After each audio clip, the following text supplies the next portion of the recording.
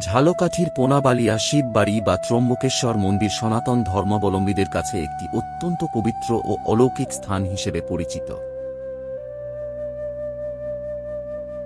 কথিত আছে, প্রায় ৩০০ থেকে ৩৫০ বছর আগে এই অঞ্চলটি গভীর জঙ্গলে ঢাকা ছিল। স্থানীয় এক কৃষকের একটি গাভী প্রতিদিন জঙ্গলের নির্দিষ্ট এক স্থানে গিয়ে নিজে নিজেই দুধ দিয়ে আসত।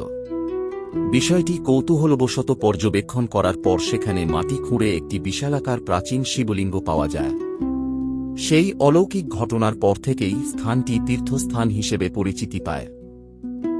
পৌরাণিক মতে, দেবী সতীর দেহ ৫১টি খণ্ডে বিভক্ত হওয়ার সময় তার নাসিকা বা নাক এই স্থানে পতিত হয়েছিল। এই কারণে ধর্মীয় বিশ্বাস অনুযায়ী এটি একটি অন্যতম মহাপীঠ বা আন্তর্জাতিক তীর্থস্থান হিসেবে গণ্য করা হয়। এখানে স্থাপিত শিবলিঙ্গটি ত্রম্বকেশ্বর নামে পরিচিত।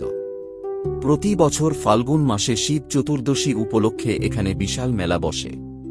শুধু বাংলাদেশ নয়, ভারত থেকেও অনেক ভক্ত ও পর্যটক এই মন্দিরে পূজা দিতে আসেন।